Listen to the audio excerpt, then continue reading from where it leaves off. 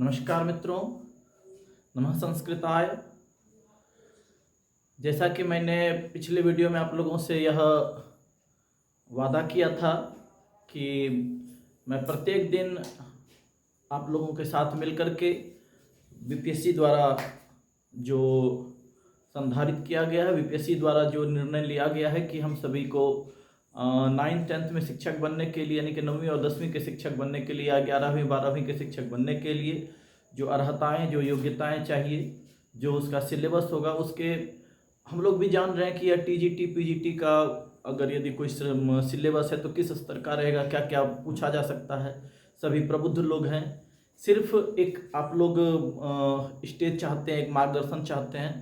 तो मैंने उसके लिए कुछ प्रयास किया है और आपको हमारे साथ यह एक वचन मुझे देना होगा, एक वादा करना होगा कि मैं जो आप लोगों को बताऊंगा, अगर आप लोगों को वह अच्छी लगेगी तो आप लोग कमेंट बॉक्स में ज़रूर लिखेंगे कि हाँ ये सही है, ताकि मैं जो अगला आगे जो वीडियो बनाऊं तो उस क्रम में बनाऊं। या अगर आपको उसमें से कुछ समझ में नहीं आएगा तो वो भी लिखेंगे, ताकि हम लोग जो है कि मेरे से अगर, क्योंकि मैं भी आप ही लोग की तरह एक छात्रों में भी मैंने भी एसटीईटी क्वालिफाइड किया है, लेकिन कुछ मित्रों ने मुझसे यह आशा जताई कि मैं कुछ अच्छा करूं।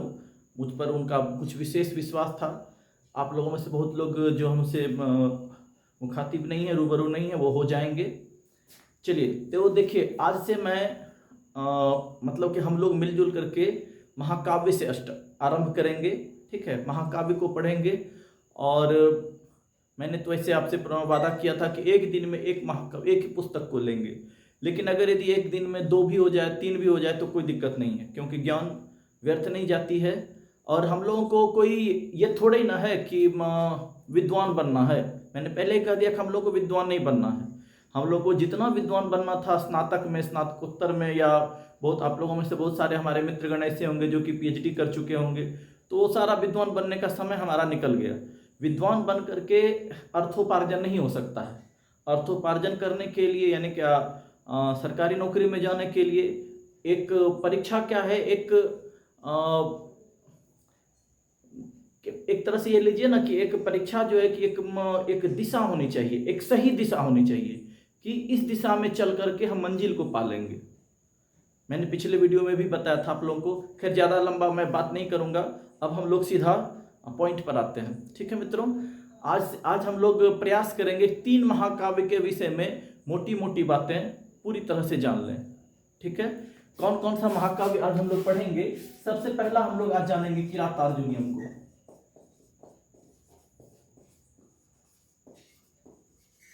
किरातार्जुनीयम को आज हम लोग पूरा किरातार्जुनीयम को जानेंगे। ठीक है, जो जितना जितना हद तक प्रश्न हमारे परीक्षा में आ सकती है, यानी कि बीपीएससी जहां तक सोच सकती है हम लोगों के लिए, हम लोग वहां तक जाएंगे।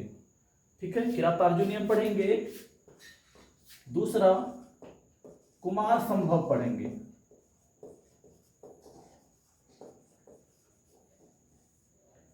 ये आज ही पढ़ना है।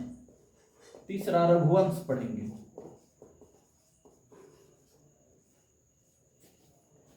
ठीक है मित्रों, मैं नहीं चाहता हूं कि मैं अपना व्यूअर बढ़ाऊं, बहुत सारा व्यूअर हो जाए, बहुत सारा एक ही रघुवंश में ही मैं 3 दिन लगा दूं।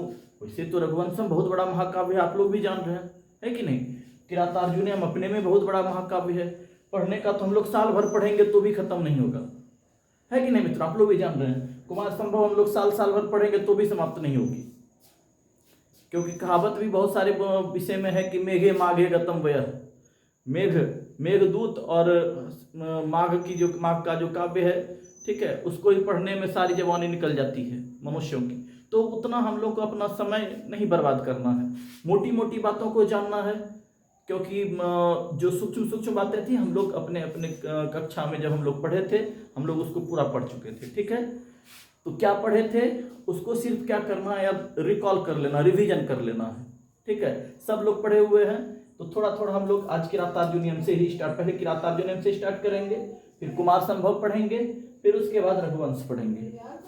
ठीक है मित्रों, तो किरातार्जुनीयम आप लोग देखिए, सबसे पहले जान लेते हैं किरातार्जुनीयम जो है, तो थोड़ी थोड़ी बातें कर लेते हैं हम लोग। किरातार्जुनीयम महाकवि भारवी की रचना है। आपको ये प्रश्न रहेगा किरातार्जुनीयम किस कवि की रचना है, प्रश्न तो संस्कृत में रहने वाला है। ठीक है, तो संस्कृत तो आप लोग समझ ही सकते हैं क्या रहेगा, किरातार्जुनीयम इति काव्यम कस्य कवेः रचना अस्ति।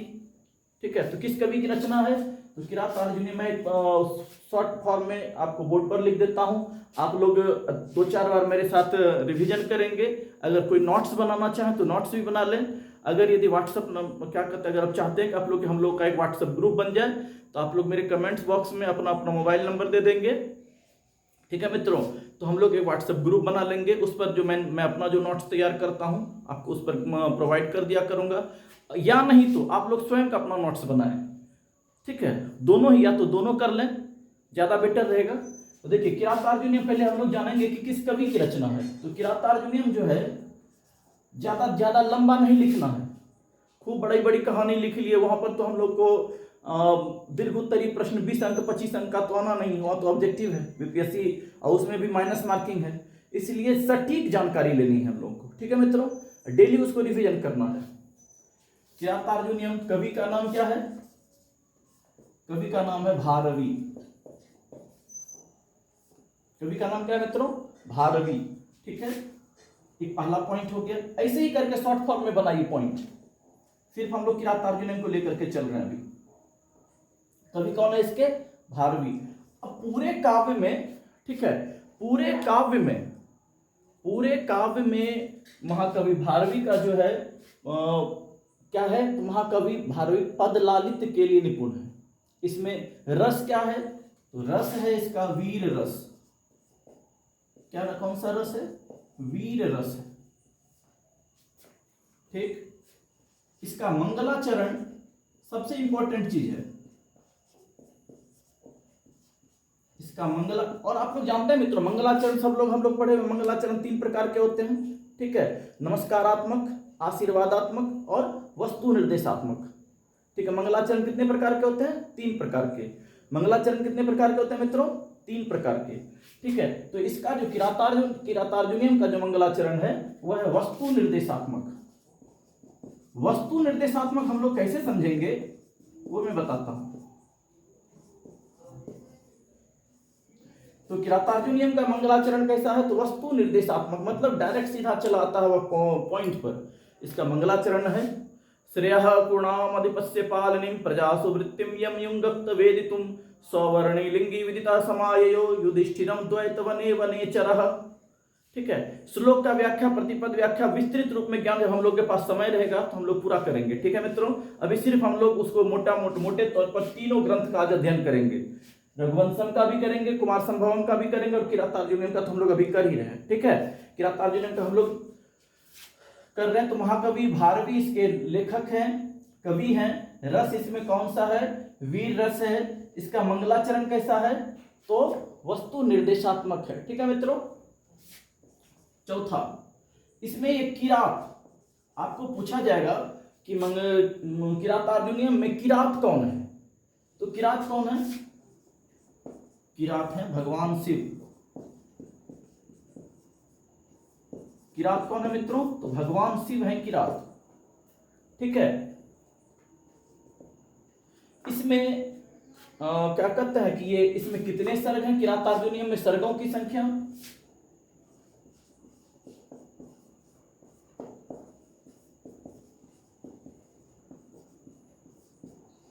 ठीक है, किरातार्जुनीयम में सर्गों की संख्या कितनी है मित्रों, 18 सर्ग है। किरातार्जुनीयम में कितने सर्ग हैं, 18 सर्ग। किरातार्जुनीयम एकदम घोट जाइए, यही सब मोटी मोटी बातें हैं। किरातार्जुनीयम में 18 सर्ग हैं, किरातार्जुनीयम में 18 सर्ग हैं, किरातार्जुनीयम में 18 सर्ग हैं।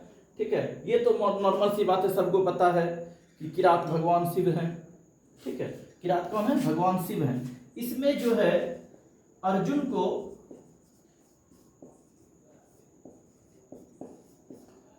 को प्राप्ति होती है, ये प्रश्न रहता, बहुत इंपॉर्टेंट क्वेश्चन है। ठीक है, अर्जुन भगवान शिवेन किम प्राप्तम, अर्जुन ने भगवान शिव से क्या प्राप्त किया, तो क्या प्राप्त करता है, तो पाशुपत अस्त्र को प्राप्त करता है, पाशुपतास्त्र। ठीक है। अर्जुन को किस चीज कौन से अस्त्र की प्राप्ति होती है मित्रों? तो पाशुपत अस्त्र की प्राप्ति होती है। ठीक है, अर्जुन को किसकी प्राप्ति होती है? पाशुपतास्त्र की। पहले मोटी मोटी बातों को हम लोग जान लेते हैं, फिर श्लोक से जो प्रश्न रहता है, ठीक है, उसको हम लोग जानेंगे। किरातार्जुन का प्रथम सर्ग ही हमारे ज्यादातर पूरे भारत के जितना किसी भी राज्य का जो टीजीटी पीजीटी रहता है उसमें किरातार्जुन का प्रथम सर्ग ही ज्यादा महत्वपूर्ण है। लेकिन हम लोग जो है कि पूरा इसका 18 का 18 सर्ग का मोटे तौर पर अध्ययन हम लोग करेंगे। ठीक है, इसको पहले पूरा बढ़िया ढंग से देखिए। तो अर्जुन को किस चीज की प्राप्ति होती है? तो पाशुपतास्त्र की प्राप्ति होती है। ठीक है मित्रों, ये मैंने नोट्स बनाया है अपना। इसकी यहाँ ये सबसे इंपॉर्टेंट क्वेश्चन रहता है कि ये इसकी कहानी कहां से ली गई है। ठीक है, इसकी कहानी ली गई है, यानी क्या किरातार्जुनियम की कहानी कहां से ली गई है, यानी क्या इसका वर्ण विषय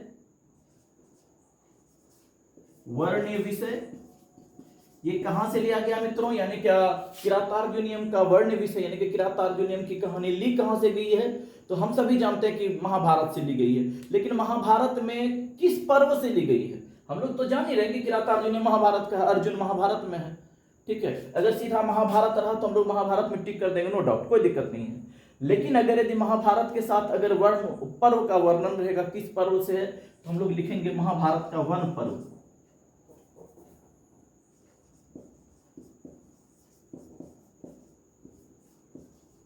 महाभारत का कौन सा पर्व मित्रों? वन पर्व। ठीक है, इसका नायक कौन है? नायक है अर्जुन। नायक कौन है मित्रों? अर्जुन है इसका नायक। इसका गुण, ये भी पूछता है किरातार्जुनियम में किस गुण की प्रधानता है। ठीक है, कौन सी रीति है? सारे महाकाव्य का हम लोग ये तो पहले नोट्स बना लेते हैं, उसके बाद डेली प्रैक्टिस में हम लोग क्या करेंगे, इसको माइंड में सेट कर लेंगे कि इसमें कौन सा गुण है, इसमें कौन सा प्रसाद है, प्रसाद गुण है कि ओज गुण है, इसमें क्या रीति कौन सी है, वैदर्भी रीति है कि गौड़ी रीति है, कि बहुत प्रकार की रीतियां हैं। यानी हम लोग सभी चीज को ऐसे तो सारे महाकाव्यों में सारे ग्रंथों में लगभग सब चीज समान ही रहता है कि गुण लगभग समान ही मिल जाएगा आपको, लेकिन हम लोग को एक मोटे तौर पर उसको माइंड में नोट कर लेना है। ठीक है, शॉर्ट इसी तरह से नोट्स बनाना है, ज्यादा लंबा लिख करके बहुत बड़ा पहाड़ बना करके और सिर पर टोकरी लेकर के गिरना नहीं है, एकदम शॉर्ट में चलिए। ठीक है, हाँ, तो इसका किरातार्जुनियम का गुण कौन सा है? इसमें गुण है ओज गुण।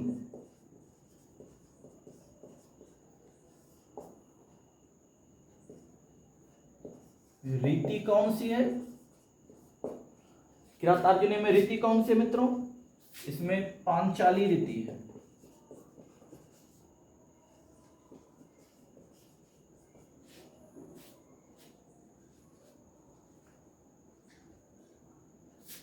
ठीक है, किसमें? पूरे में। ठीक है, पूरे में कौन सी रीति है? पांचाली रीति। लेकिन हम लोग को अगर ये क्योंकि पहला सर्ग पढ़ना है, पहला सर्ग में कौन सा पढ़ा जाएगा? तो पहला सर्ग में रीति का एक थोड़ा सा उसमें भेद है।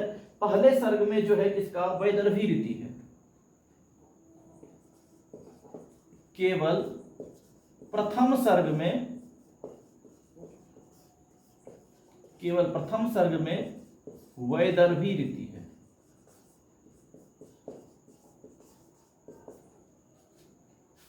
ठीक है मित्रों, एक बार मैं देख लेता हूं साउंड का प्रॉब्लम, साउंड बहुत सारे लोग साउंड का बात कर रहे थे, मैं एक बार साउंड देख लेता हूं।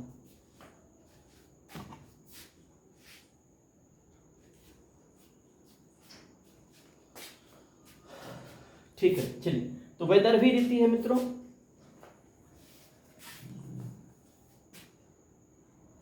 हाँ, और भी एक चीज बात रहती है कि कोई भी ग्रंथ किस शब्द से आरंभ होता है और उसके मंगलाचरण में क्या है, ये तो इंपॉर्टेंट मंगलाचरण तो हम लोग लिख ही चुके हैं। ठीक है, और इसका जो है कि शब्द आरंभ,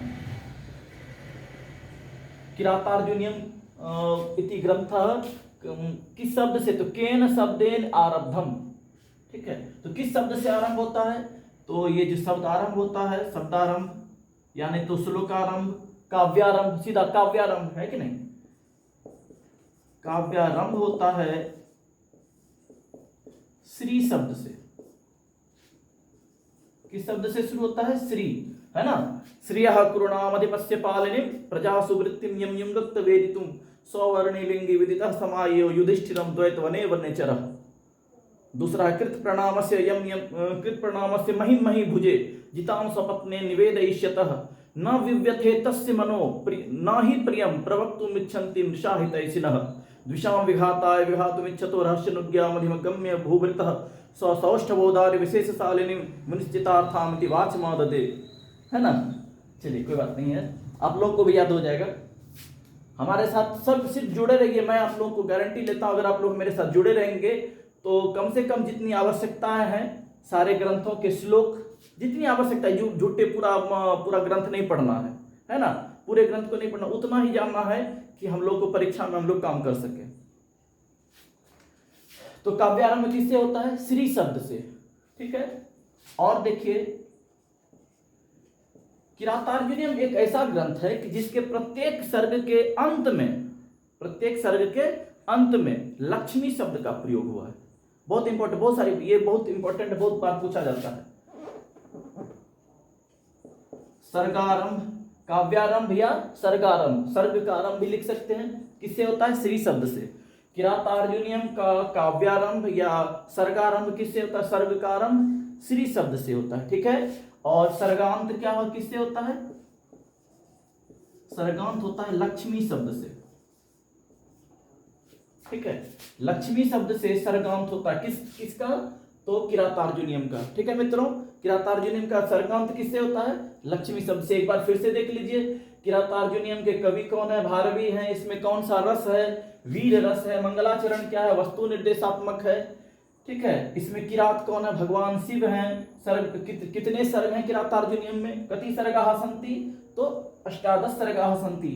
अर्जुन को क्या प्राप्ति होती है? तो पाशुपत अस्त्र की प्राप्ति होती है। वर्ण विषय क्या है इसका? कहां से लिया गया है ये? तो महाभारत के वन पर्व से लिया गया है। इसमें नायक कौन है? तो अर्जुन नायक है। और प्रतिनायक भी होता है ना मित्रों, प्रतिनायक।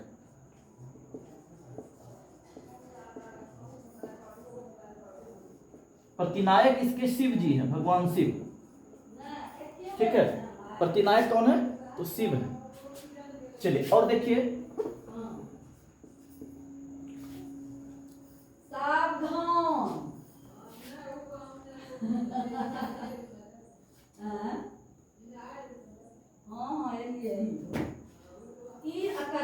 प्रथम सर्ग में कितने श्लोक हैं? और हाँ ये भी इंपॉर्टेंट बात है कि टोटल कितना सर्ग बता दिया मैंने आपको? 18 सर्ग है, ठीक है मित्रों। कितने सर्ग हैं? चलिए ठीक है मित्रों, सॉरी। हाँ आप लोग पहले जान लीजिए, अब इतना दूर तक सभी समझ गए होंगे, मुझे कोई दिक्कत नहीं, मुझे लगता है कि सबको इतना दूर समझ गए होंगे। इसके आगे मैं बताऊं, इसके आगे मैं बात करता हूं, थोड़ा सा बोर्ड साफ कर। आप लोगों ने नोट कर लिया? चलिए आगे देखिए।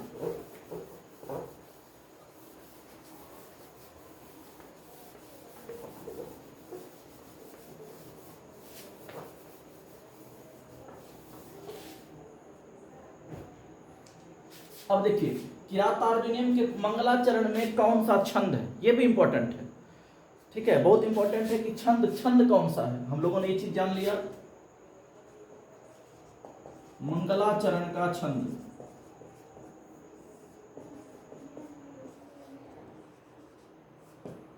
वो है वंशस्थ,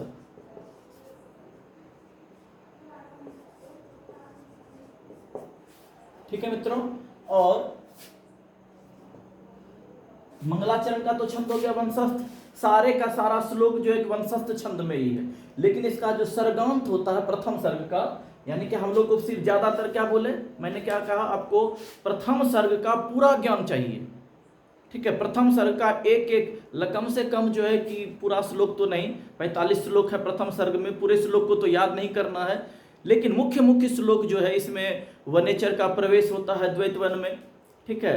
द्वैत वन में सब युधिष्ठिर उनकी पत्नी पांचाली जो हैं वहीं रहती हैं, यानी क्या द्रौपदी अपने सारे भाइयों के साथ, भीम बेचारा वन में भटकता रहता है, जो अर्जुन युधिष्ठिर के लिए, अपने अपने बड़े भाई के लिए बड़े बड़े युद्धों को जीत करके धन लाया करता था, मतलब समझाती है द्रौपदी, ठीक है, धन लाया करता था, वो अब जो है कि इसके लिए अपने बड़े भाई के लिए क्या लाता है, तो जंगल से उनके लिए वलकल वस्त्र लाता है। ये भी इंपॉर्टेंट क्वेश्चन है, ठीक है, युधिष्ठिर के लिए वलकल वस्त्र कौन लाता था, ठीक है, तो युधिष्ठिर के लिए वलकल वस्त्र कौन लाता था, तो अर्जुन लाता था।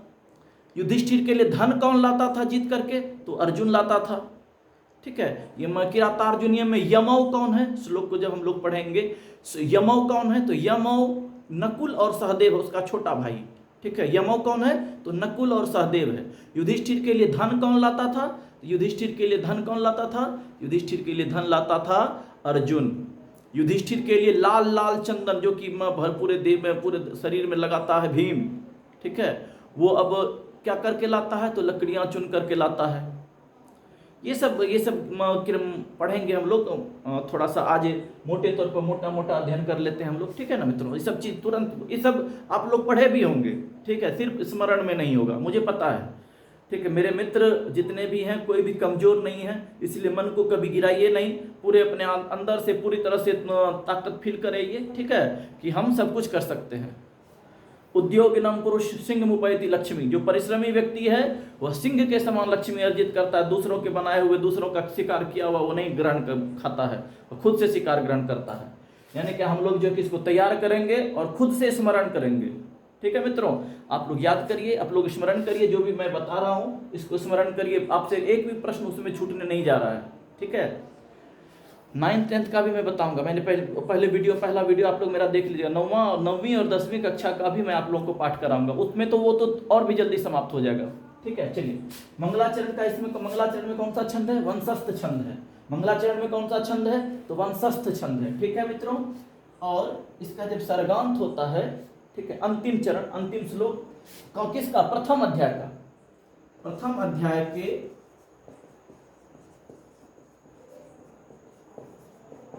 प्रथम अध्याय का अंतिम श्लोक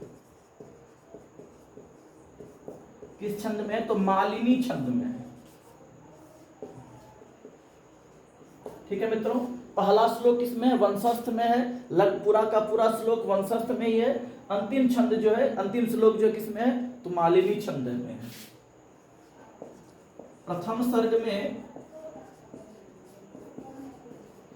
प्रथम सर्ग में श्लोक, ये भी पहला सर्ग का जितना भी, पहले सर्ग का तो पूरा ऑपरेशन कर लेना है, कुछ भी नहीं छोड़ना पहले सर्ग में, ठीक है मित्रों। तो पहले सर्ग में टोटल 45 श्लोक है मेरे ख्याल से, नहीं 46 श्लोक है। पहले सर्ग में कितना श्लोक है, 46 श्लोक है। मंगलाचरण का मेरा ध्यान में नहीं था, मंगलाचरण भी तो उसी में काउंट होगा ना, नहीं, मंगलाचरण को भी उसी में गिनना है, तो 46 श्लोक है।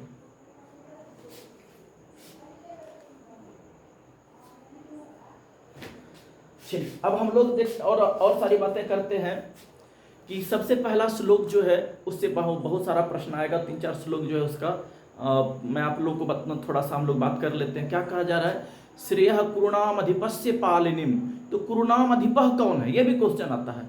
कुरुणाम अधिपः, कुरुओं का जो राजा है, तो कुरुओं का राजा कौन है, कुरु माने कौरव, कौरव का राजा कौन है, तो दुर्योधन है। तो कुरुणाम अधिपः कौन है, आपको प्रश्न रहेगा, कुरुणाम अधिपः कः, कुरुनाम अधिपः कः, तो तुरंत समझ जाना, कुरु तो हमारा किसका है, तो ये किरातार्जुनीयम का है। कुरुनाम अधिपः,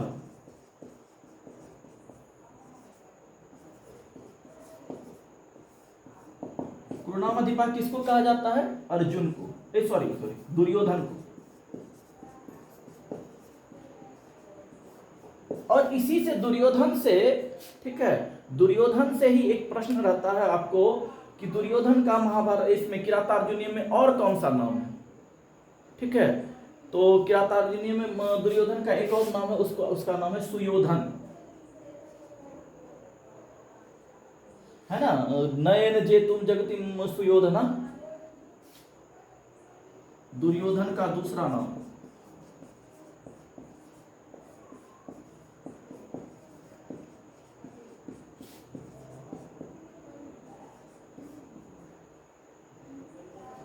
सुयोधन,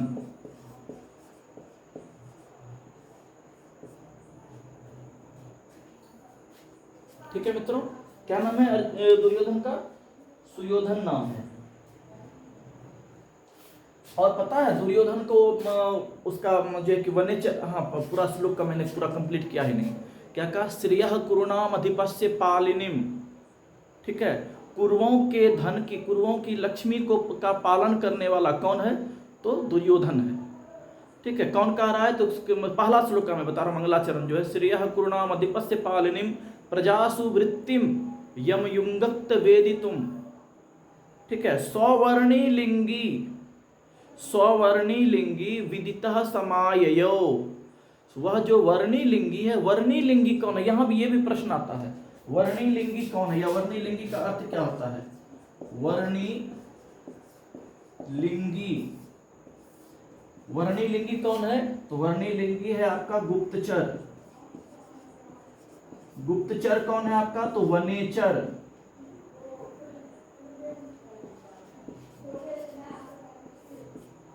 ठीक है, वर्णी लिंगी कौन है? गुप्तचर है। गुप्तचर कौन है? तो वनेचर है।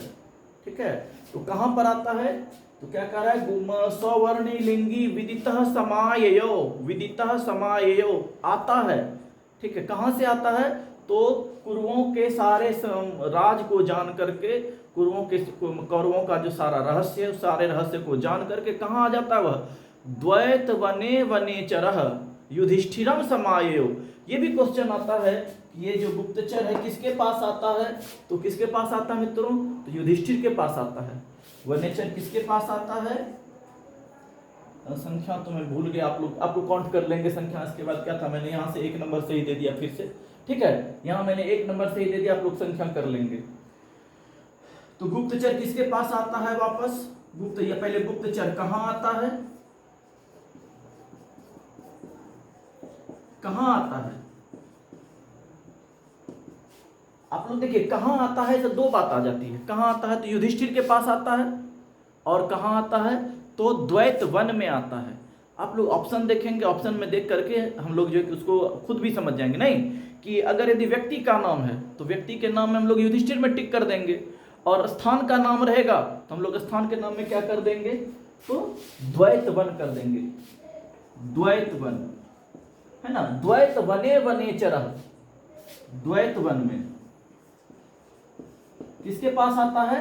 युधिष्ठिर के पास आता है।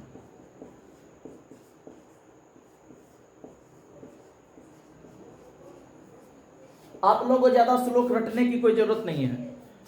ठीक है, हम लोग ऑनर्स में जो पढ़े थे, ऑनर्स में जो रटे हैं उसी का काम करना है। ठीक है, हम लोग को मेनली जानना क्या है, यहाँ से क्या प्रश्न आ सकता है। ठीक है, अगर यदि हम लोगों को ये सब चीज पूरी तरह से याद हो जाएगा 2 दिन 3 दिन में, या ज्यादा से ज्यादा 15 दिन में, तो हम लोग जो है कि श्लोक को भी घोट जाएंगे। कोई टेंशन नहीं, सब लोग मिलजुल करके पढ़ लेंगे, है ना। सिर्फ आप लोग मेरा साथ दीजिए। सुभाष चंद्र बोस ने क्या कहा था? तुम मुझे खून दो, मैं तुम्हें आजादी दूंगा। लेकिन मैं आप लोगों से बस क्या चाहता हूं, आप लोग साथ दें, मैं आपको सफलता दूंगा। मैं नहीं, हम लोग सफल हो जाएंगे, हम होंगे कामयाब, और जरूर होंगे कामयाब। गुप्तचर कहां आता है मित्रों? तो द्वैत वन में आता है। किसके पास आता है? युधिष्ठिर के पास आता है। और युधिष्ठिर के पास आकर के करता क्या है? करता क्या है? तो करता है कृत प्रणामस्य महिम मही भुजे। ठीक है, पृथ्वी का जो राजा है, कृत प्रणामस्य, उसको प्रणाम करता है पहले। कौन? तो ये वनेचर। ठीक है, कृत प्रणामस्य महिम मही भुजे जिताम स्वपत्नी निवेदयिष्यतः। ठीक है, न विव्यथे तस्य मनो न ही प्रियम प्रवक्तुम इच्छन्ति मृषा हितैषिनः। जो आपका हितैषी होगा, ठीक है, जो आपका हितैषी होगा वो आपको हमेशा ऐसा ही वचन बोलेगा जो कि आपको कड़वी लगे, उससे कोई मतलब नहीं है, लेकिन आपको वह जो हितैषी होता है वो आपका हमेशा हित में ही बात बोलेगा। कड़वी बात ऐसी नहीं है कि वो अगर कोई बात कड़वी है और उसके अहित का है तो उसको नहीं कहेगा। कड़वी है, अगर यदि हित का है तो जरूर कहेगा। कौन? तो जो आपका हितैषी होगा।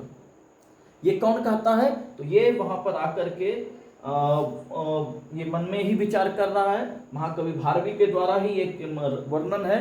ये पहले मन में अपना सोच लेता है कि मैं जो बताने जा रहा हूं इसको, कि ये तो हमारे राजा हैं। ठीक है, राजा के मन में किसी भी प्रकार का यह भेदभाव नहीं होना चाहिए कि ये तो गुप्तचर है, गुप्तचर से पूरी बातें मैं कैसे सुनूं। है कि ना। क्योंकि तीसरा फिर श्लोक क्या कर रहा है, द्विषाम विघाताय विघातुमिच्छतो रहस्य नुज्ञाम अधिगम्य भूभृतः सौष्ठवोदार विशेष शालिनी विनिश्चितार्थामिति वाचमाददे। कहा क्या कि उसका राजा, अब वो तो आप ही का जो प्रकोप है, आप ही के प्रकोप से हम जो है कि उसका सब चीज जान पाए हैं, ठीक है। नहीं तो हम लोग कहाँ, हम तो एक तुच्छ सा प्राणी है, एक जंगल में भटकने वाले लोग हैं, हम उसका कहाँ से जान पाते। ठीक है मित्रों, चलिए ज्यादा उसमें हम लोग नहीं समय व्यतीत करेंगे। हाँ, इसमें करता क्या है कि दुर्योधन जो है अब पूरा जो उसने तो छल से अपना सारी संपत्ति उसे ले ली है युधिष्ठिर से, लेकिन अब ये क्या कर रहा है, प्रजा को खुश करने में लगा है। दुनिया का जितना भी राजा है सबको प्रसन्न करने में लगा। कैसे प्रसन्न कर रहा है, वो क्या कर रहा है, तो वो कर क्या रहा है मित्रों, तो अपना जो छोटा भाई है दुशासन उसको राजा बना दिया है, और अपना क्या कर रहा है, अपना यज्ञ कर रहा है, अपना हवन करने में लगा हुआ है।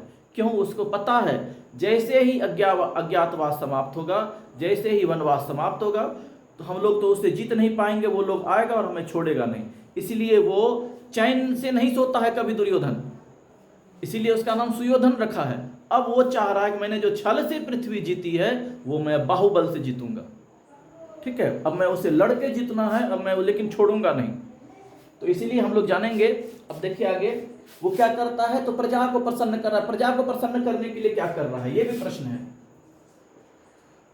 दुर्योधन, ये प्रश्न आप लोग समझ जाएंगे, चलिए मैं लिख ही देता हूं। दुर्योधन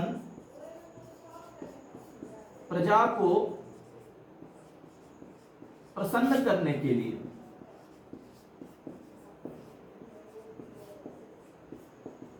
प्रजा को प्रसन्न करने के लिए क्या कर रहा है मित्रों, तो सिंचाई व्यवस्था,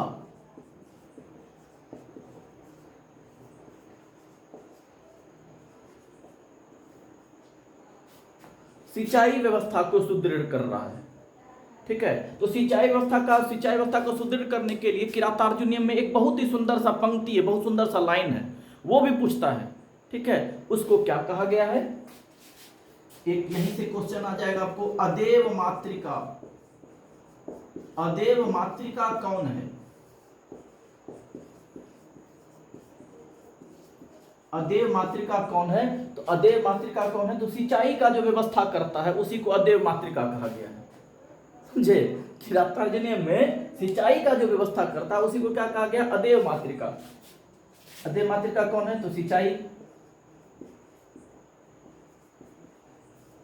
व्यवस्था करने वाला, सीधा मैं करने वाला लिख देता हूं, आप लोग समझ जाएंगे।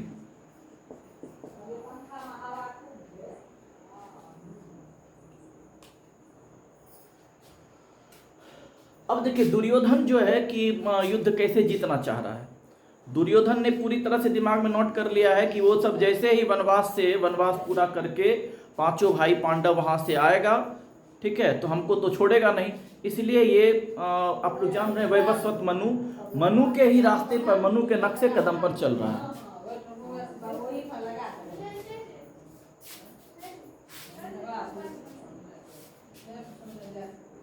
ठीक है, तो दुर्योधन, मैं ऊपर में लिख देता हूं।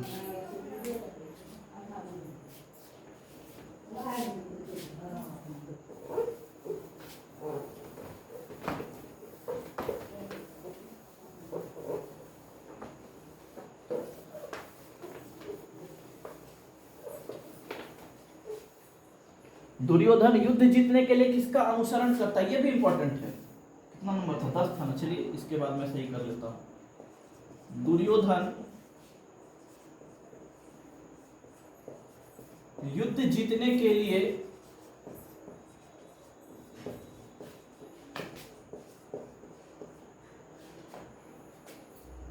दुर्योधनः युद्धम जेतुम कस्य अनुसरणम करोति, किसका अनुसरण करता है, किसका अनुसरण करता है। देखिए अगर यदि आपकी इच्छा होगी मित्रों, आप लोग कमेंट बॉक्स में लिखेंगे कि हमें प्रश्न जो है आप संस्कृत में लिख के दीजिए, तो मैं संस्कृत में भी लिख सकता हूं, लेकिन मैंने हिंदी में इसलिए लिखा है क्योंकि देसी मुर्गी बिलेती बोल नहीं होना चाहिए। हम लोग जो कि सिर भारी नहीं करेंगे, प्रश्न तो परीक्षा में संस्कृत में ही रहने जा रहा है, लेकिन हम लोग भी जान रहे हैं कि हम लोग उसको आसानी से पढ़ सकते हैं, उसका आंसर कर सकते हैं, लेकिन समझ में आएगा तभी तो इसलिए हम लोग जो है कि मोटे तौर पर इसको रिवीजन जो कर लेंगे हिंदी में, और हम लोग जबकि प्रैक्टिस करेंगे उसको तो संस्कृत में प्रश्न हम लोग बना लेंगे। ठीक है मित्रों, मैं संस्कृत में भी प्रश्न आपको बना करके दूंगा, लेकिन अगर यदि आप कहेंगे कि वीडियो ही जो है कि संस्कृत में बनाइए, तो आप लोग की अगर इच्छा होगी तो आप लोग बोलिएगा, मैं संस्कृत में बनाऊंगा वीडियो, संस्कृत में ही बात करेंगे हम लोग, कोई दिक्कत नहीं है। लेकिन ज़्यादा ओवर नहीं होना है, ज़्यादा नॉलेज इतना ही लेना है जो कि हमारे परीक्षा में हम लोग उसको उड़ेल सकें, है ना मित्रों। आप लोग जरूर कमेंट बॉक्स में लिखेंगे। तो दुर्योधन युद्ध जीतने के लिए किसका अनुसरण करता है?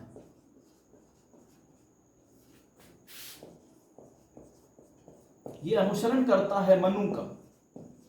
मनु का जो नियम है, मनु की जो नीतियां हैं, ठीक है, तो मनु की नीति पर चलता है। ठीक है, यह किसकी नीतियों पर चलता है? तो मनु की नीतियों पर चलता है।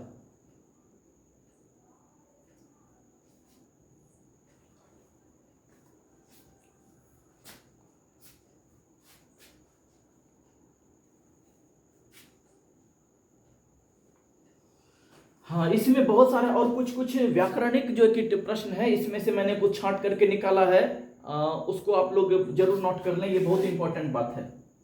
इसमें एक शब्द है मही भुजे। ठीक है, मही भुजे पद में कौन सी विभक्ति है? और हम लोग तो सीधा समझ जाएंगे, एक कार है राम पर चलेगा, रामे, और सप्तमी ऑप्शन में रहेगा, हम लोग टिक कर लेंगे। नहीं, तो मही भुजे पद में कौन सी विभक्ति? ये भी इंपॉर्टेंट क्वेश्चन है, आप लोग जरूर नोट कर लीजिए।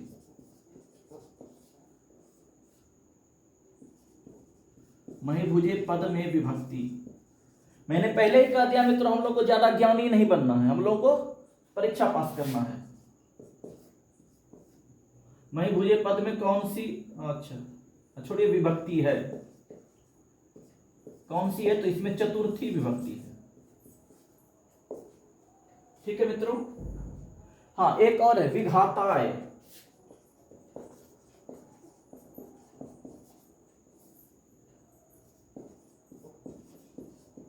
पद में धातु है,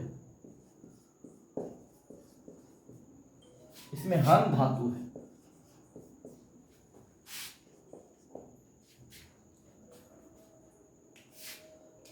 वनेचरः में कौन सा प्रत्यय है? ये तो बहुत कई मैंने जो प्रैक्टिस सेट देखा मित्रों, कई जगह का, कई राज्यों का जो कि टीजीटी में ये वनेचरः पद में कौन सा प्रत्यय है, खूब क्वेश्चन है ये, इसको बहुत जरूर निश्चित रूप से आप लोग घोट लीजिएगा। वनेचरः में कौन सा प्रत्यय है? ठीक है, वनेचरः में कौन सा प्रत्यय है? और किरातार्जुनीयम में कौन सा प्रत्यय है?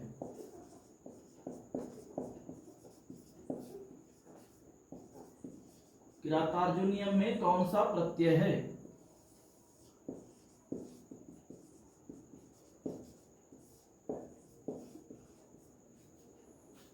ठीक है मित्रों, जब आंसर लिखे नहीं, हाँ सुनिए, कि वनेचरः में जो है टॉ प्रत्यय है। अब ये नहीं कहने लगेगा कि इसको सिद्ध करिए। ठीक है, हम लोगों को मैंने पहले ही कह दिया, हम लोग को ज्ञानी नहीं बनना, विद्वान नहीं बनना है। वहां विद्वता दिखाने बहुत सारे विद्वान हैं हमारे धरती पर, वो जो देश चला लेंगे, दुनिया चला लेंगे। हम लोग को अपना घर चलाना है, अपना पेट चलाना है। ठीक ना मित्रों, हम लोग को अपना अगर घर चलाना है तो नौकरी जरूरी है। ठीक है, दुनिया चलाने के लिए नेता है, और हम लोग को ज्यादा ज्ञानी नहीं बनना। बहुत ज्ञानी बन लिए, ज्ञानी बन करके कुछ नहीं हुआ, कुछ नहीं उखाड़ सके आज तक हम लोग, अब हम लोगों को उखाड़ना है। ठीक है, तो चलिए, तो वनेचरः में अगर ये कहेंगे तो मैं प्रूव कर दूंगा, वनेचरः में टॉ देख करके वनेचर कैसे आएगा, ये आप लोग भी जानते हैं कि मैं भी इसका व्याख्या जानता हूं, आप लोग भी जानते हैं, लेकिन वहां व्याख्या तो पूछना नहीं है, इसलिए उसको छोड़ दीजिए। किरातार्जुनीय में कौन सा प्रत्यय है? तो छ प्रत्यय है, इसीलिए यह इंपॉर्टेंट है। ठीक है, कि वनेचरः में टॉ प्रत्यय है, किरातार्जुनीय में छ प्रत्यय है। समझ गए मित्रों, ये बहुत ही महत्वपूर्ण है। मही भुजे में चतुर्थी विभक्ति, आप लोग जब क्वेश्चन बैंक उल्टा करके पढ़ेंगे ना, चाहे आप नेट का पढ़ें, जेआरएफ का पढ़ें, किसी भी चीज का क्वेश्चन पढ़ें, आपको ये चार प्रश्न आपको उसमें मिलना ही मिलना है किरातार्जुनीयम में। ठीक है, बहुत ही महत्वपूर्ण है। किरातार्जुनीयम में कौन सा प्रत्यय है, तो छ प्रत्यय है। वनेचरः में कौन सा प्रत्यय है, तो ट प्रत्यय है। विघाताय में कौन सी धातु है, तो हन धातु है। महीभुजे पद में कौन सी विभक्ति है, तो चतुर्थी विभक्ति है। ठीक है, इसी तरह से मैंने बहुत सारा चीज, छोटा छोटा चीज को छांट छांट करके मैंने अलग किया है। हाँ, इसमें एक और है, नारी समया। नारी समया कहती है ये द्रौपदी। ठीक है, नारी समया में समया का क्या अर्थ है?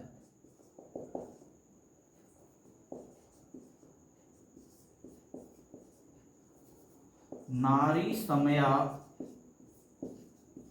में समया का अर्थ,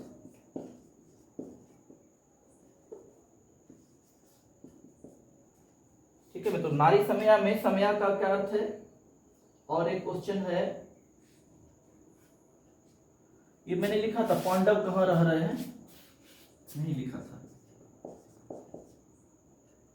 पांडव कहां रह रहे हैं या कहां निवास कर रहे हैं?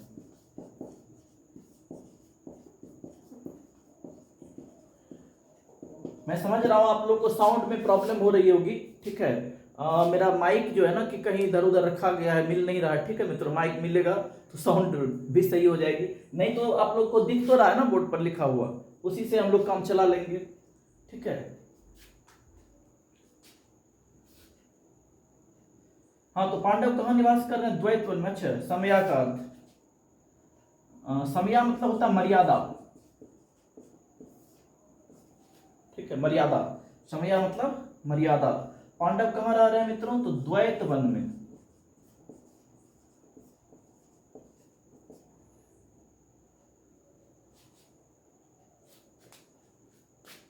और यमो कौन है मैंने बताया था मित्रों? नहीं, यमो भी नहीं लिखा था मैंने, यमो बताया था लेकिन लिखा नहीं था, यमो।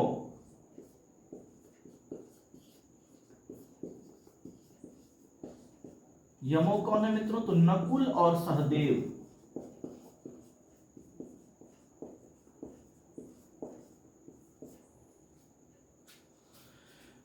इतना तो है मित्रों कि मैं आप लोगों को बड़ी बड़ी कोचिंग के तरह मैं आप लोगों को वो टाइपिंग वाला पीडीएफ वगैरह वगैरह ताम झाम तो ज़्यादा मैं कर नहीं सकता हूँ, मैं करूँगा भी नहीं, क्योंकि जैसे आप स्टूडेंट हैं, मैं भी हूँ, मुझे भी स्टडी करनी है ना, है कि नहीं? मुझे पैसा नहीं कमाना, ये फ्री में, फ्री ऑफ कॉस्ट वीडियो है, अपने मित्रों के लिए है कोई भी। लेकिन हाँ, एक बात मैं गारंटी लेता हूँ कि जितना भी पेड बैच, पैसा बैच, फलना बैच, चिलना बैच है, उससे ज़्यादा तैयारी आप लोग मेरे साथ मिल करके 1 महीने में नहीं करेंगे तो फिर मेरा नाम मैं उसके बाद जो है कि इस वीडियो, इस एग्जाम के बाद, ये जो बीपीएससी ले रही है, इसके बाद मैं अपना चैनल ही बंद कर दूंगा।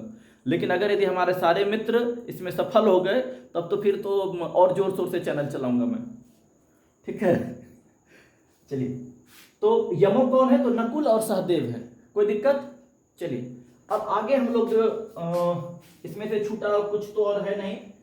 वैसे हम लोग भी जान रहे, इसमें से क्वेश्चन पूछता है भीम किसका पुत्र है, ये सब तो सभी जानते हैं। भीम वायु का पुत्र है, अर्जुन किसका पुत्र है, अर्जुन इंद्र का पुत्र है, ये सब वगैरह वगैरह सबको पता है कि नहीं? युधिष्ठिर किसका पुत्र है?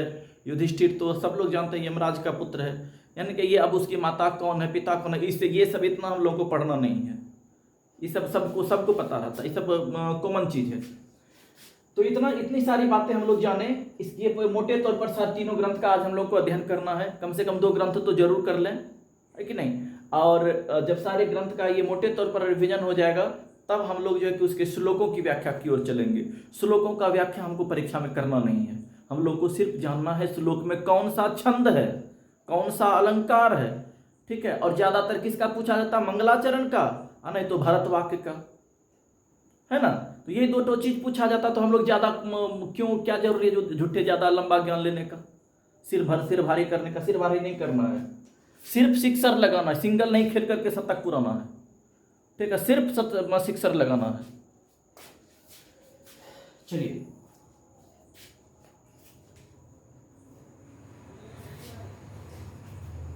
इसमें एक और बात आती है, बहुत सारा शब्द आता है पंक्ति में, सहसा विदधित न क्रियाम, अचानक कार्य न करें, ये सब चीज है, ये सब उतना जरूरत नहीं है।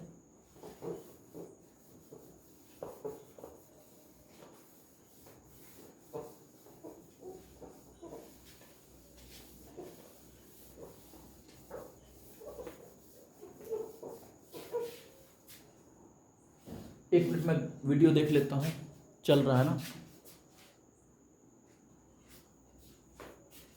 चलिए मित्रों, अब हम लोग पढ़ेंगे रघुवंशम, किरातार्जुनीय, अच्छा कुमार संभवम पढ़ेंगे, है ना।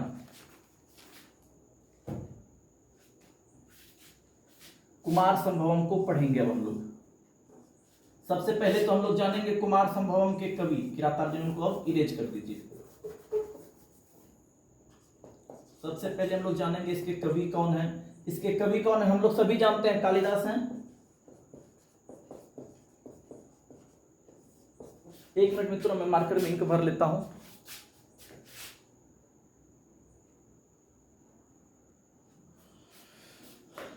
चलिए फिर से आ गया हूं मैं मार्कर में इंक भर के, ठीक है। महाकवि कालिदास की रचना है कौन सा, कुमार संभवम।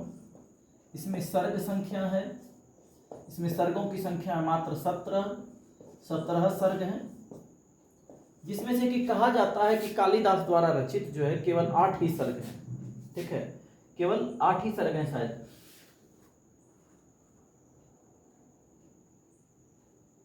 मैं एक बार देख लेता हूं, क्योंकि हाँ कालिदास द्वारा रचित जो है कितने सर्गों की, ये भी क्वेश्चन आता है, ठीक है मित्रों।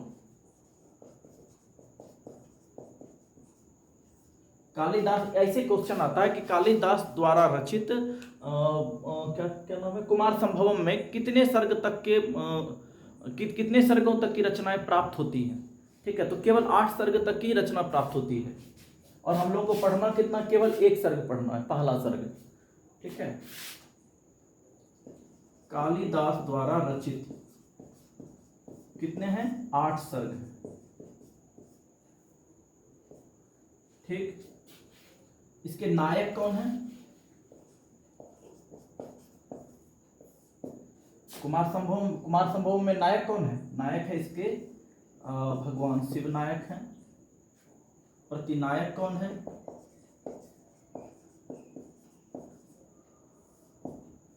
इसमें एक असुर है, राक्षस है, तारकासुर, ठीक है, तारकासुर का वर्णन है।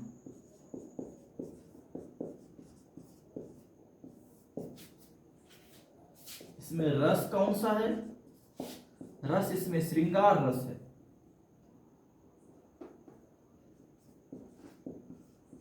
किस रस का वर्णन मित्रों, श्रृंगार रस का वर्णन है,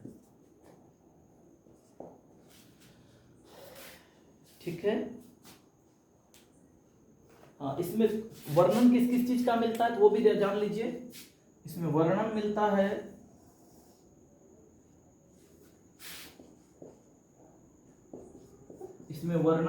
है सबसे पहला शिव पार्वती का विवाह, ठीक है। सबसे पहले किसका वर्णन मिलता है, शिव पार्वती का विवाह।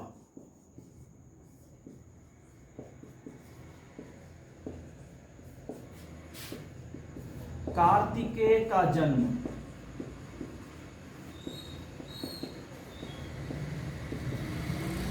और तीसरा इसमें और एक चीज मिलता है, रति विलाप। बहुत ही इंपॉर्टेंट क्वेश्चन, कई बार पूछता है, रति विलाप का वर्णन किस महाकाव्य में मिलता है। इसमें रति जो है विलाप करती है, किसकी रति है, तो कामदेव की पत्नी है रति, ठीक है मित्रों। तो कामदेव की पत्नी है रति, जबकि कामदेव को भगवान शिव अपने तीसरे नेत्र को खोल करके भस्म कर देते हैं, तब रति विलाप करती है। सारे के सारे, सारा का सारा वर्णन किस में है, तो कुमार संभवम में है। तो कुमार संभवम को ज्यादा नहीं पढ़ना, कुमार संभवम सबसे छोटा, इसमें सिलेबस जो बहुत छोटा है, देखिएगा 2 4 5 क्वेश्चन में समाप्त हो जाएगा, फिर हम लोग रघुवंशम पढ़ेंगे, ठीक है मित्रों। तो कुमार संभवम में एक तो जान लिया हम लोग, किसी पार्वती के विवाह का वर्णन है, कार्तिकेय के जन्म का वर्णन है, और किसका वर्णन है, इसमें वर्णन है तारकासुर वध है, तारकासुर वध का वर्णन है, और किसका वर्णन है, इसमें रति विलाप का वर्णन है।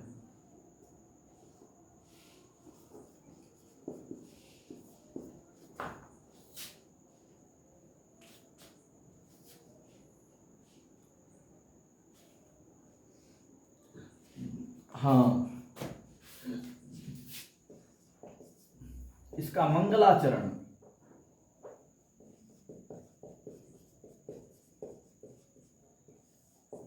मंगलाचरण कैसे शुरू होता है, अस्त्युत्तर श्याम दिशि देवतात्मा, ठीक है। तो यानी क्या, इसका भी वस्तु निर्देशात्मक ही है। और हम लोग क्या करेंगे, पहले मोटा मोटी तौर पर जान लेंगे, ठीक है ना मित्रों। उसके बाद क्या करेंगे, जैसे 17 सर्गों वाला काव्य कौन है उसको अलग कर लेंगे, 18 सर्गों वाला काव्य कौन है उसका अलग कॉलम बना लेंगे, 19 सर्गों वाला काव्य कौन कौन है उसको अलग कॉलम बना लेंगे। तो ज़्यादा तो है ही नहीं, हम लोग उसको तुरंत हम लोग छांट छांट करके अलग कर लेंगे। नाटक में भी वैसे ही करेंगे, एक समान अंक वाला 7 अंक वाला नाटक कौन कौन है, 6 अंक वाला नाटक कौन कौन है, ठीक है। तो एवं प्रकार से हम लोग जो कि उसको छांट करके अलग कर लेंगे। श्रृंगार रस वाला काव्य कौन कौन है, वीर रस वाला काव्य कौन कौन है ना। रीति में भी वही करेंगे, सबको छांट करके यानी कि एक प्रकार का कॉलम बना लेंगे ताकि हम लोग को आसानी से याद करने में दिक्कत नहीं। पहले तो हम लोग एक एक ग्रंथ के विषय में पूरा जानकारी ले लेते हैं, फिर उसके बाद शॉर्ट में तैयार कर लेंगे। मंगलाचरण क्या है, वस्तु निर्देशात्मक है।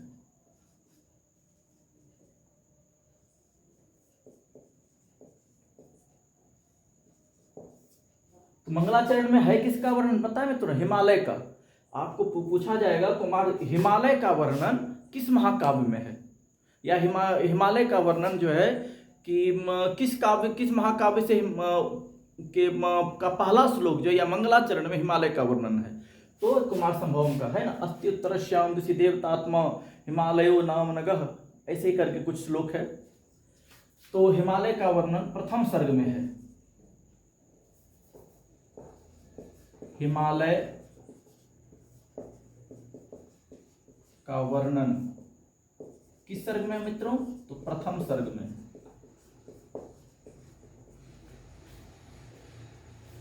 ठीक है,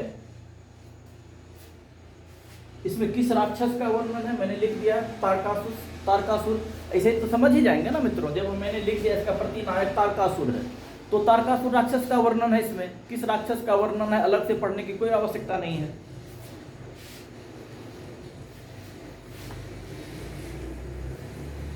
इसकी और हम लोग करेंगे क्या, सभी ग्रंथों का कुछ कुछ प्रमुख सूक्तियां जो है उसको पढ़ लेंगे, ठीक है। इसका उपजीव्य क्या है, कहां से लिया गया है, ये इंपॉर्टेंट चीज है। उपजीव्य क्या है, उपजीव्य कहां से लिया गया, तो शिव महापुराण से इसका वर्ण विशेष शिव महापुराण है। रामायण महाभारत से भी है, रामायण से भी है यह, इसकी कुछ कुछ कथाएं, महाभारत से भी है, लेकिन मोटे तौर पर हम लोग रखेंगे शिव महापुराण को, ठीक है। तो इसमें किरातार्जुनीय में भी कुछ कुछ प्रमुख सूक्तियां हैं, हम लोग सूक्तियों को अंतिम में पढ़ लेंगे। इसमें भी मैंने कुछ कुछ सूक्तियां छांट करके रखा है, जैसे अस्त्युत्तर श्याम ऋषि देवतात्मा, उसके बाद है शरीर माध्यम खलु धर्म साधनम स्थिता पृथिव्या एवं मानदंडः, ठीक है। तो ये सब हम लोग बाद में जान लेंगे सारे, लेकिन सूक्तियों को भी हम लोग बाद में स्मरण करेंगे, सारे सूक्तियों को घोट लेंगे। लेकिन पहले मोटे तौर पर सारे काव्य के विषय में हम लोग आज काव्य परिचय करेंगे। हम लोगों ने कुमार संभव को पढ़ा, अब रघुवंशम को पढ़ेंगे। कुमार संभव में 20 से ज्यादा वर्णन नहीं है, इसमें ये छोटा सा सर्ग है इसलिए ज्यादा, क्योंकि 8 सर्ग तो केवल कुमार संभव में कालिदास की रचना प्राप्त होती है, उसमें केवल एक ही सर्ग पढ़ना है, ठीक है। ज्यादातर इसमें ज्यादा वर्णन नहीं पढ़ना है। आइए हम लोग अब सबसे मुख्य ग्रंथ जो है रघुवंशम, उसके विषय में जानकारी लेते हैं।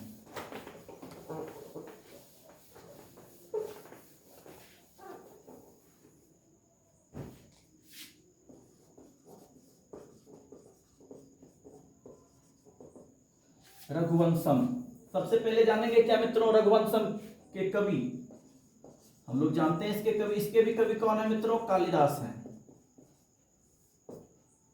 ठीक है। रघुवंशम के भी कवि कौन है मित्रों, कालिदास हैं।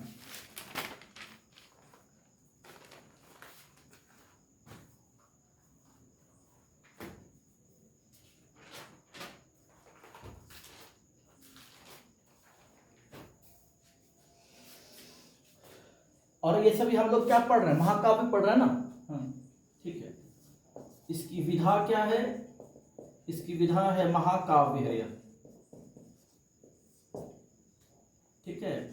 और क्या इसमें रस कौन सा है रघुवंशम में, तो कहीं कहीं आपको श्रृंगार रस भी मिलेगा, कहीं कभी कभी आपको वीर रस भी मिलेगा, लेकिन ज्यादातर मुख्य जो है इसका रस कौन सा है, तो श्रृंगार है, ठीक है। इसमें कितने सर्ग हैं, ठीक है, इसमें सर्गों की संख्या कितनी है? तो 19 सर्ग है।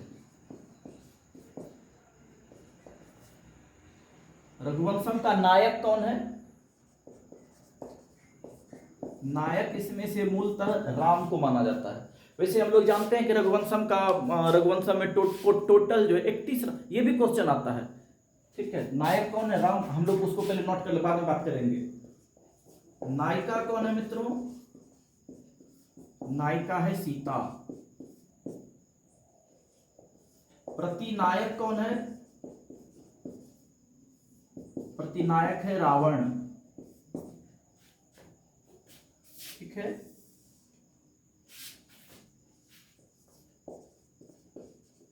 कुल राजा कितना है इसमें? कुल 31 राजा है। ठीक है, 31 राजाओं का वर्णन है। सबसे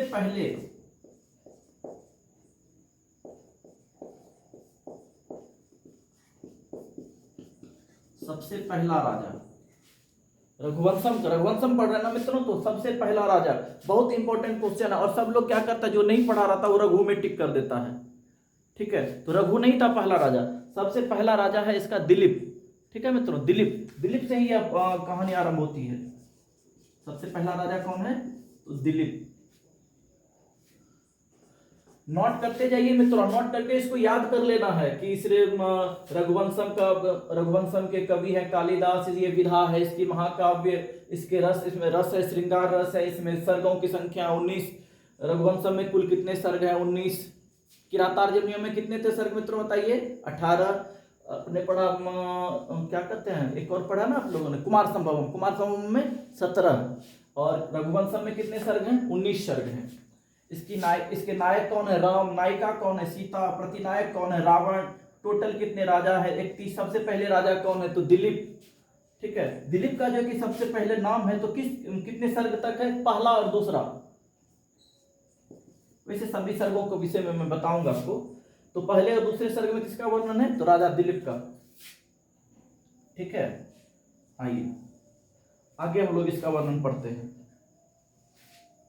टोटल इसमें सर्ग तो कितने हैं, लेकिन इसमें सबसे पहला आता है रघुवंशी प्रथम राजा। एक और चौंकाने वाला प्रश्न आ जाता है कि रघुवंशी प्रथम राजा कहाँ आसी। तो हम लोग वहां पर ये दिलीप को नहीं समझेंगे। रघुवंशी पहला राजा कौन था? तो रघुवंशी पहला राजा था वैवस्वत मनु। इसीलिए मैंने क्या कहा कि सब एकदम रघुवंशम को अच्छे से पढ़ना है मित्रों। तो सबसे टोटल 31 राजा है। नायक राम है। ठीक है, नायक राम है, लेकिन पहला रघुवंशम में पहले किस राजा का वर्णन है? तो दिलीप। लेकिन रघुवंशी पहला राजा कौन है? तो वैवस्वत मनु है। जी, मैं नीचे लिख देता हूं, वैवस्वत मनु। वैवस्वत मनु पहला रघुवंशी राजा था। मैं एक बार मित्रों टाइम देख लेता हूं।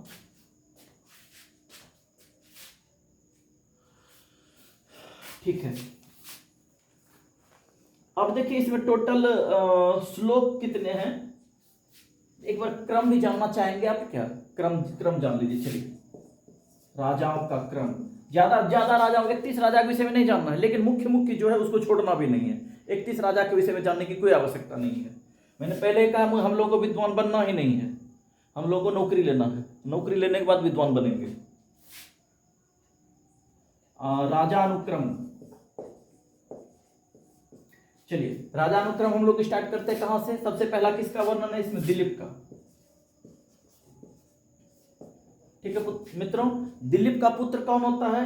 तो दिलीप का पुत्र, दिलीप के बाद एकदम क्रम में एकदम रटते चले जाइए। दिलीप का बेटा रघु था, रघु का बेटा अज था, अज का बेटा दशरथ था, दशरथ के बेटा राम थे। फिर से मेरे साथ बोलिए। सबसे पहला राजा कौन? दिलीप। दिलीप का बेटा कौन हुआ? रघु हुआ। ठीक है, दिलीप का बेटा कौन हुआ? रघु, जिससे रघुवंशम चला नाम। रघु का बेटा कौन हुआ? अज। अज का बेटा कौन हो गया आपको? दशरथ। ये भी क्वेश्चन आता है, दशरथ के पिता कौन थे? ठीक है, दशरथ के पिता कौन थे? राम के पिता तो दशरथ थे, लेकिन दशरथ के पिता कौन थे? ठीक है, तो दशरथ, ये भी क्वेश्चन आता है, इसलिए हम लोग क्रम में याद कर लेंगे। दिलीप का बेटा कौन था?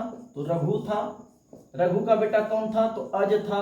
अज का बेटा कौन था? तो दशरथ था। सॉरी, दशरथ थे। सभी तो श्रेष्ठ लोग हैं, सब तो महापुरुष हैं, है कि नहीं मित्रों? दशरथ। दशरथ के पुत्र तो हम लोग जानते ही हैं, राम थे। राम के पुत्र कौन थे? लवकुश थे।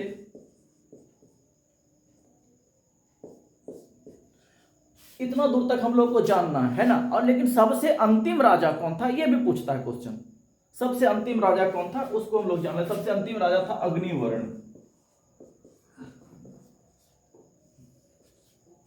ठीक है, राजाओं का क्रम कौन सा हो गया? दिलीप हो गया, रघु हो गया, अज हो गया, दशरथ हो गया, राम हो गया, लवकुश हो गए, और सबसे अंतिम राजा इसी बीच में जो है ना कि और सारे राजाओं का वर्णन। तो वो जो महत्वपूर्ण नहीं है, वो महत्वपूर्ण राजाओं के जो महत्वपूर्ण है ही नहीं, उन राजाओं के विषय में हम लोगों को पढ़ करके सिरदर्दी नहीं करना है। लेकिन जो मुख्य है मैंने उसको छांट करके अलग कर लिया है। तो सबसे मुख्य कौन कौन हो गए? दिलीप हो गए, रघु हो गए, अज हो गए, दशरथ हो गए, राम हो गए, लवकुश हो गए, और सबसे अंतिम कौन हो गया आपको? तो अग्निवर्ण। मेरे साथ बोलिए, बोलिए दिलीप। सबसे पहला कौन सा हो गया? दिलीप। दिलीप का बेटा कौन सा हो गया? मेरे साथ बोलिए, रघु। दिलीप का बेटा रघु, जिससे बना है रघुवंशम। रघु का पुत्र कौन हो गया? अज। रघु का पुत्र कौन हो गया मित्रों? अज। रघु का पुत्र अज। अज के पुत्र कौन हो गया? दशरथ। अज के पुत्र कौन हो गए? दशरथ। दशरथ के पिता कौन हो गए? अज। ठीक है, इसी में हम लोग पढ़ेंगे भानुमति वगैरह वगैरह, वो सब चीज पढ़ेंगे, आप लोग चिंता नहीं करिए। हम लोगों ने जान लिया इतना। हाँ, इसमें टोटल टोटल श्लोक कितना है? कुल श्लोक, कुल श्लोक है 1569। ठीक है मित्रों, प्रथम अध्याय में कितना श्लोक है? क्योंकि प्रथम सर्ग में, पहला सर्ग हम लोगों को पढ़ना है, पहला सर्ग पढ़ना है, तो पहला सर्ग में कितना? टोटल तो हम लोग जान ले 1569 है, लेकिन पहला हर एक ग्रंथ के पहले सर्ग में कितना श्लोक है ये याद कर लेना है। ठीक है, तो पहले सर्ग में है कितना?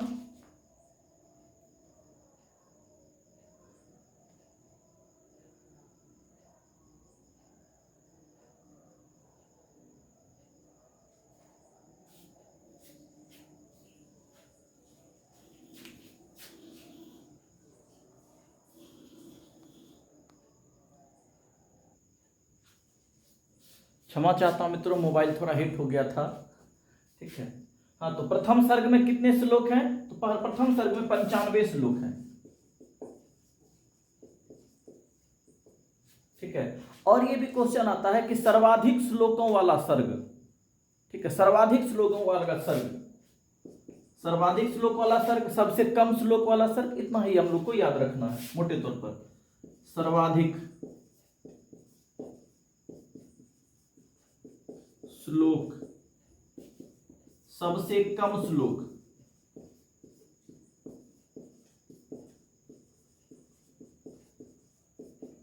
सर्वाधिक श्लोक किस छंद में है? तो 12वें सर्ग में है, यानी कि 104।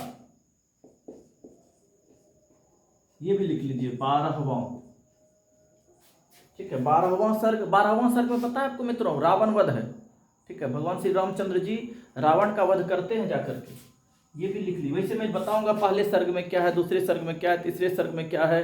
ठीक है, ये सब भी इंपॉर्टेंट बातें हैं। तो 104 कौन सा सर्ग है? 12वां सर्ग। उसमें कौन सा, क्या, किसका होता है वध? रावण का वध होता है। सर्वाधिक श्लोक कितना है? 104। सर्वाधिक श्लोक कितना है मित्रों? 104। टोटल श्लोक कितना है मित्रों? 1569। ठीक है, पहले सर्ग में कितना श्लोक है? 95। पहले सर्ग में कितना श्लोक है? 95। पहले सर्ग में कितना श्लोक है? 95। एकदम घोट जाइए, कान में ब्लूटूथ लगा लीजिए या ईयरफोन लगा लीजिए, घोट जाइए। ठीक है, पहले सर्ग में कितना श्लोक है? 95। टोटल कितना? 1569, है ना। सबसे अधिक किसमें है? तो 12वां सर्ग में है। तो कितना श्लोक है? तो 104। उसमें क्या हुआ है? तो रावण का वध हुआ है। ठीक है, सबसे कम श्लोक कितना है? तो 53। ये 18वां होगा। हाँ, 18वां सर्ग है। इसमें है वंशानुक्रम है।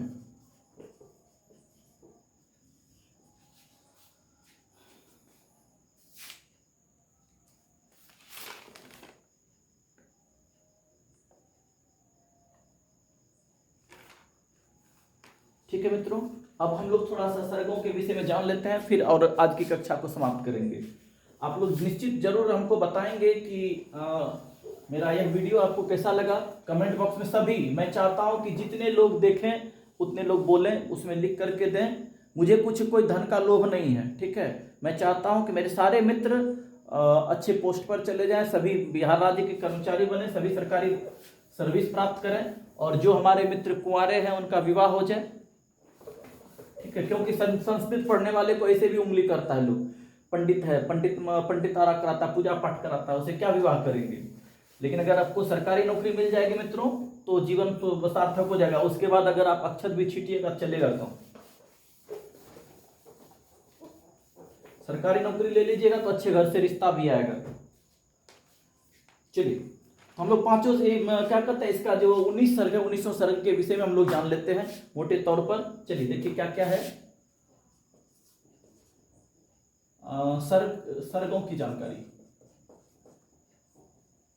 या सर्ग ज्ञान, सीधा लिखिए सर्ग ज्ञान। सर्ग ज्ञान आप लोग जैसे मैं नोट्स बना रहा हूं ऐसे ही नोट्स बनाइए, ठीक है मित्रों। नोट्स बनाइए और नोट्स को पढ़िए, कहानी नहीं पढ़ना है। अब कहानी पढ़ने का समय चला गया। नोट्स बनाइए, शॉर्ट नोट्स बनाइए और उसको तैयार करिए, ठीक है। सर्ग ज्ञान देखिए, पहला और दूसरा सर्ग, एक ऐसे ही मैं लिख देता हूं या ऐसे लिख देता हूं। चलिए, प्रथम द्वितीय सर्ग। प्रथम द्वितीय सर्ग में जो है राजा दिलीप के गौ सेवा का वर्णन है, ठीक है। राजा दिलीप के गौ सेवा का वर्णन है, सीधा लिख देता हूं दिलीप वर्णन। लेकिन गाय गौ सेवा का वर्णन अगर क्वेश्चन आएगा ना परीक्षा में, आता है राजा दिलीप के गौ सेवा का वर्णन किस सर्ग में है, तो वो दूसरे सर्ग में, पहले में नहीं है, ठीक है। प्रथम द्वितीय, इसमें यहीं पर ब्रैकेट में दे देता हूं गो सेवा द्वितीय सर्ग, ठीक है। चलिए दूसरा, पहला दूसरा सर्ग हो गया है ना, पहला दूसरा सर्ग कंप्लीट हो गया। तृतीय सर्ग आप लोग एकदम बिल्कुल ऐसे ही नोट्स बनाइए, हर एक ग्रंथ का ऐसे ही नोट्स बनाना है कि हम लोग सबको जान सकें, ठीक है, सबको हम लोग याद रख सकें।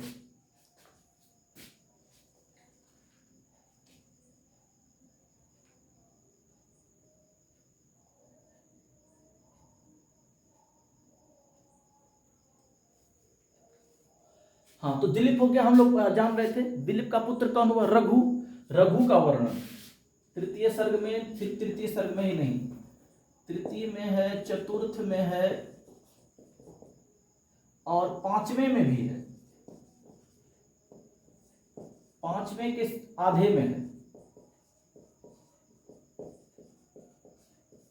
आधे सर्ग में। देखिए पहला और दूसरा में किसका वर्णन हो गया, दिलीप का, ठीक है। दिलीप पहला राजा है, ठीक है। और पहला दूसरा में आ गया दिलीप। तीसरा, चौथा और पांचवा का जो आधा सर्ग है उसमें दिलीप का पुत्र रघु का वर्णन है,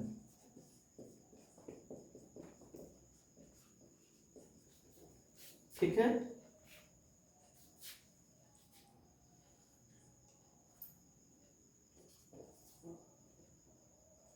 5, 6, 7, 8, 5 का आधा सर्ग मैंने बताया है, 5 के आधे सर्ग तक ही रघु है, और शेष जो आधा होता है उसमें रघु का बेटा आ जाएगा अज। कहाँ कहाँ, 5, 6, 7, 8, यानी कि पंचम सर्ग, षष्ठ सर्ग, सप्तम सर्ग और अष्टम सर्ग। इसमें किसका वर्णन है आप लोग समझ जाएंगे मित्रों, मैंने शॉर्ट में लिखा है। सर्ग में किसका वर्णन है, इसमें रघु का बेटा अज का वर्णन है।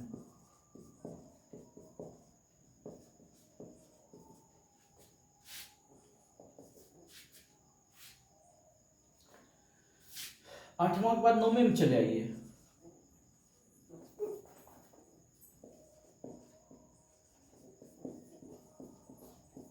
अज का पुत्र कौन है, दशरथ।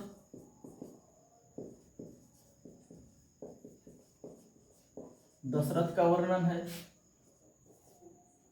दसम सर्ग में आ जाइए। अब दसम सर्ग यहां से अब शुरू होगा दशरथ के पुत्र राम का वर्णन, ठीक है। दसम सर्ग में है किसका वर्णन है, राम का, लेकिन दशम में ही केवल नहीं है मित्रों, दशम से 15 सर्ग तक है।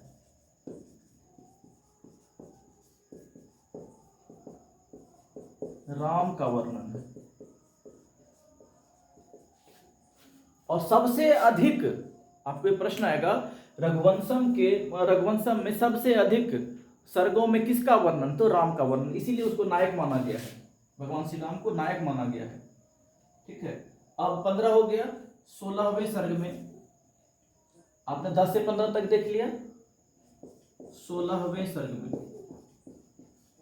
कुश राजा बनता है, कुश का वर्णन है। 17वें सर्ग में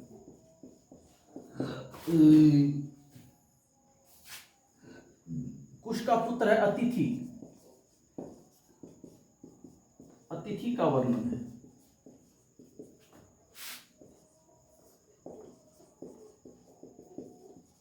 18वां सर्ग में वंशानुक्रम है, मैंने ऊपर में ही लिख दिया था, वंशानुक्रम है।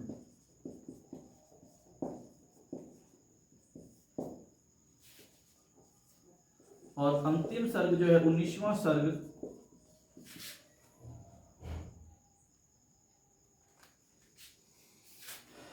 अग्निवर्ण, जो अंतिम राजा मैंने कहा था, अग्निवर्ण का वर्णन है। एक बार फिर से मेरे साथ सब लोग दोहरा लीजिए। मैंने वंशानुक्रम बताया था, सबसे पहले किसका? दिलीप का। दिलीप का पुत्र कौन हुआ? रघु हुआ। रघु का पुत्र कौन हुआ? अज हुआ। अज का पुत्र कौन हुआ? दशरथ हुआ। दशरथ का पुत्र राम। राम का पुत्र कुश। कुश का पुत्र अतिथि। ठीक है, तो उसी तरह क्रम में याद कर लेंगे। पहला दूसरा में हो गया राजा दिलीप, तीसरा चौथा पांचवा में हो गया रघु, 6 5 6 7 8 में हो गए अज, 9वां में केवल एक सर्ग में हो गया आपको राजा दशरथ, और 10 से लेकर के 15 तक भगवान श्री राम का वर्णन है। 16वें में कुश का वर्णन है। 17वें में अतिथि का वर्णन है। 18वें में वंशानुक्रम है। 19वें में अग्निवर्ण का वर्णन है। ठीक है मित्रों,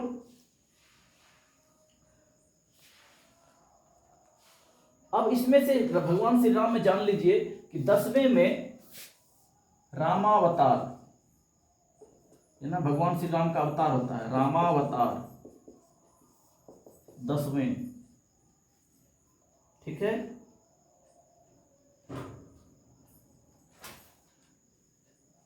अजविलाप, अच्छा ये अजविलाप सब बाद में जानेंगे।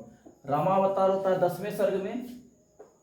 अब भगवान श्री राम अयोध्या से जाते हैं, कहां पर? लंका जाते हैं, और रावण का वध करते हैं, हम लोग जानते हैं। सीता विवाह 11वें सर्ग में। सीता का विवाह किसमें हो जाता है? 11वें सर्ग में। रावण का वध करते भगवान श्री राम 12वें सर्ग में। ठीक, और फिर वो भगवान श्री राम अयोध्या आ जाते हैं।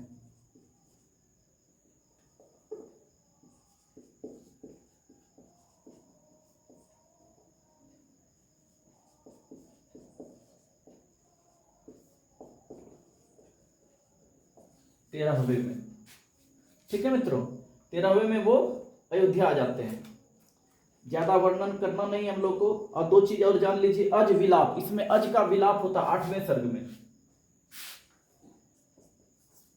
ज्यादा क्वेश्चन पढ़ना ही नहीं है हम लोग, अब लास्ट में है। आप लोग अगर यदि अच्छी वीडियो लगेगी तो सभी लाइक, जितने लोग वीडियो देखें उतने लोग कम से कम लाइक तो जरूर कर दें। नहीं अच्छा लगेगा तो लाइक मत करिएगा। अजविलाप, अजविलाप किसमें है? तो 8वें सर्ग में है। ठीक है, एक चीज और होता है, भानुमति का स्वयंवर रचा जाता, बहुत इंपॉर्टेंट क्वेश्चन है। भानुमति स्वयंवर, भानुमति कौन थी मित्रों? भानुमति कौन थी? स्वयंवर। भानुमति का स्वयंवर किसमें होता है? स्वयंवर वर्णन होता है 5वें और 6ठे सर्ग में।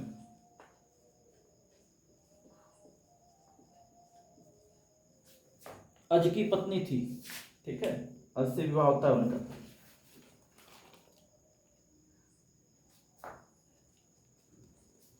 और ये सभी किस वंश के थे? ये सभी थे इक्ष्वाकु वंश के। इक्ष्वाकु वंश, और इन्हें सूर्य वंश भी कहा जाता है, सूर्यवंशी राजा। ठीक है मित्रों, नमः संस्कृताय। और अगर वीडियो अच्छी लगी हो तो सभी लोग कुछ ना कुछ कमेंट करें, और जो भी चीज़ें हमसे अपेक्षाएं हो, कुछ और जानना चाहते हैं तो कमेंट बॉक्स में ज़रूर लिखें। और हम लोग इसके बाद कल जो है कि कुछ नए टॉपिक को लेकर के हम लोग आएंगे, और मेरा हौसला बढ़ाएं आप लोग कि हम लोग मिलजुल करके उसको तैयारी करें, और ज़्यादा से ज़्यादा शेयर करें, अपने मित्रों को जोड़ें, और जो भी और कुछ किसी की अपेक्षा हो हमें ज़रूर बताएं। और लेकिन मेरी एक आपसे गुजारिश है, मेरी एक ही विनती है कि इतना पढ़ें, इतना पढ़ें, इतना पढ़ें कि सरकारी नौकरी ले लें। ठीक है, इतना नहीं पढ़ें कि विद्वान बने रहें और घर में बैठे रहें, घर में माता पिता कोसें आपको, अगर आपका विवाह हो गया तो आपकी पत्नी कोसे आपको, समाज कोसे आपको। ऐसा नहीं बनना है। इतना ही पढ़ना है कि सरकारी नौकरी ले लें, और जिसको नौकरी मिल गया उसी का इस समाज में, इस दुनिया में इज्जत है, प्रतिष्ठा है। उसके बाद आप कितने भी आप कुछ भी करें, सब चीज़ चलेगा। ठीक है मित्रों, चलिए शुभ रात्रि, फिर मिलते हैं।